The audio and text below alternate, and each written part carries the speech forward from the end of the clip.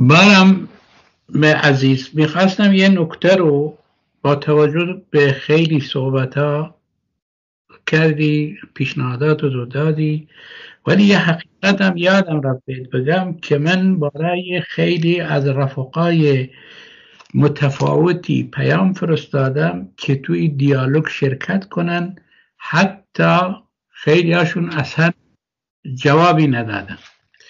به هر حال میخوام بگم همونطور که گفتیم باید ولی راهکارهایی باشه. بالاخره گفتید کنفرانس، گفتید به هر حال دعوت کردن به جلسات حزبی یا سمینارهایی که بر یک رابطه مثلا دوستانه برای همگامی، برای شراکت در راهپیمایی یا آکسیونایی که راه میاندازیم، نمیدونم مناظره‌های سیاسی تو شهرها راه میاندازیم و اینا توضیح دادید، منتها به دلیل نقص فنی ناتمام ماند و قطع شد.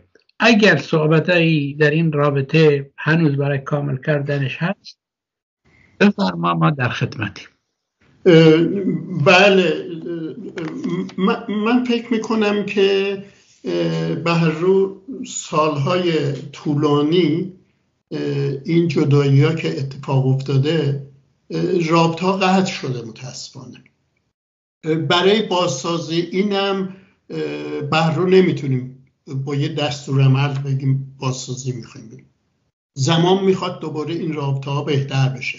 همینطور که عرض کردم همه طرفین باید کلاه خودشون را قاضی خودشون قرار بدند، خودشون را نقد کنند، خودشون را بررسی کنند، با این هدف که ما بالاخره انسان‌های آزادیخواه و کمونیست هستیم و کمونیستان به صورت جمعی با جنبشی که به نام جنبش کارگریه و اون جنبش کارگری هم متحدانه با جنبش‌های اجتماعی دیگه میتونه دنیای بهتر رو به ما به ارمغان بیاره. نه یه حزبی میتونه با توانایی خودش انقلاب کنه و نه افراد میتونن با فعالیت‌های خودشون، حالا از جنبه سیاسی، هنری، اجتماعی، فرهنگی، جامعه رو تغییر بدن. هر کدوم جایگاه خودشون یه تأثیری میذارن، ولی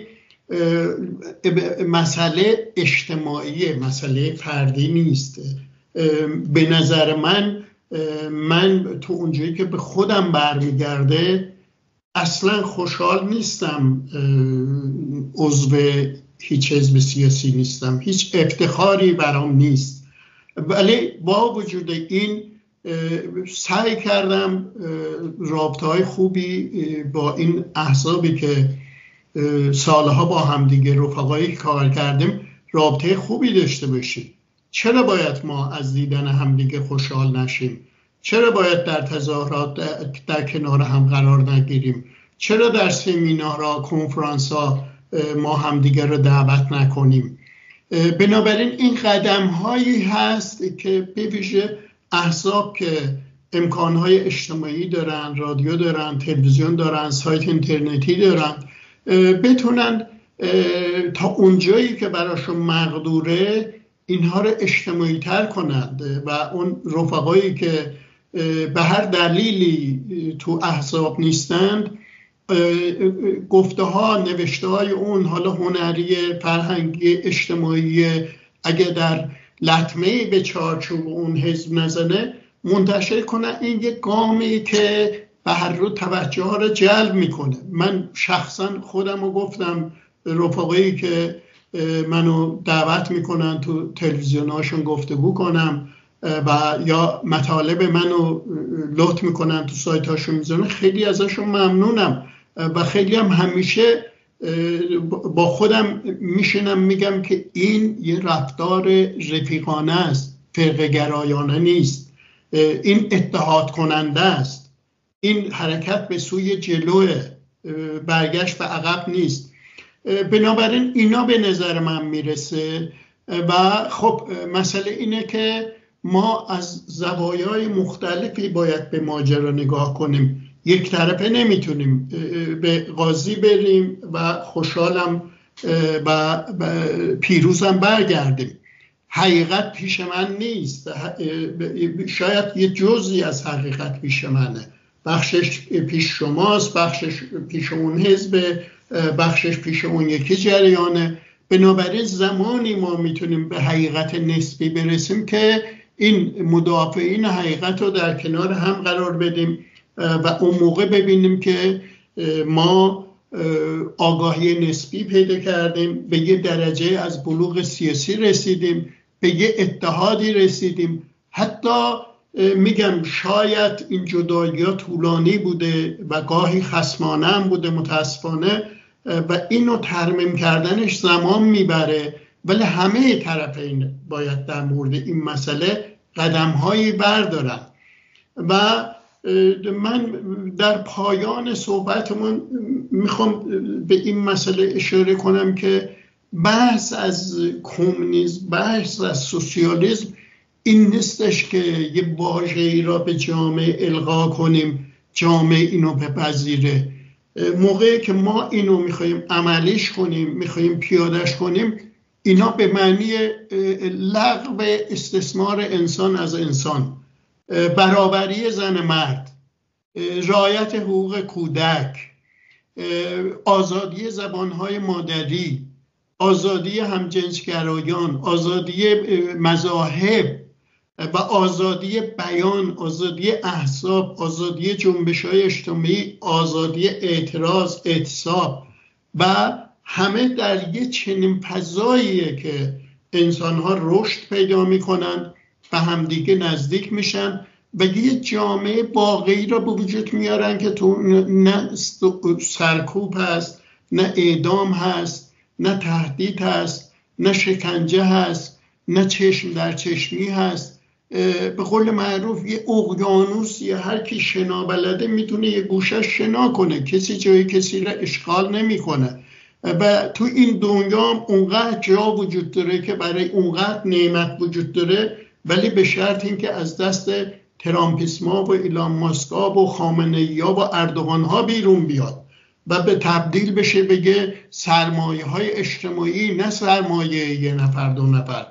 بنابراین کمونیسم خشونت نیست، کمونیسم زور نیست، کمونیسم آزادیه، عدم خشونته.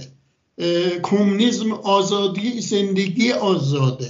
کمونیسم به معنی اینه که هر کس به توان داره، میتونه، علاقه داره تو اون جامعه کار کنه و به اندازه‌ای که نیازشه سهم ببره. حرص و بلع دیگه از ارث برسه، پول جمع کنم، ثروت جمع کنم وجود نداره. ثروت اجتماعی بین همه، رفاه اجتماعی برای همه، بهداشت برای همه، رایگان، آموزش پرورش رایگان، اینا چیزایی که من میخوام گاهی از کمونیسم موقعی که صحبت میشه بلافاصله نظرها میره سر چین، نظرها میره سر شوروی سابق، سر کره، در صورتی که اینها هیچ ربطی به کمونیسم ندارند، هیچ ربطی به آزادی برابری ندارند. اون چیزی که ما میخوایم به وجود بیاریم، اون چیزی که ما براش مبارزه میکنیم، برای قدرت نیست، برای ثروت نیست، برای تقسیم ثروت، تقسیم قدرت، آزادی و برابری هست. ممنونم از شما گرامی که اسم دیگری از انسانیت. ممنونم دوباره که در این برنامه شرکت کردی. فکر میکنم وقت ما این بار دیگه داره به پایان میرسه. بعد حتما در جلسه های دیگه با هم خواهیم بود. بینندگان عزیز، مخاطبین عزیزم، چند باری به دلیل نقص فنی برنامه قطع شد، ولی سعی میکنم در 3 پشت سر هم این برنامه رو به هر حال در اختیار شما باشم. زنده باشین تا بهرام عزیز، تا برنامه‌های دیگه که همینطور با قلب بزرگ و با مهر و محبتی که به ما جواب دادی در خدمت باشیم. رفیق شمع گرامی، منم برای شما آرزوی تندرستی و موفقیت دارم. بی نهایت از شما سپاسگزارم که مرا به برنامه‌های پربارتون دعوت کردین و هر موقع هم فکر کردیم من حرفی برای گفتن دارم در خدمتتون هستم.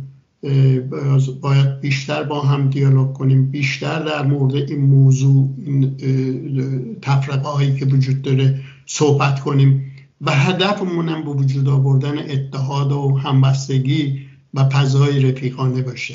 ازت بی نهایت ممنونم.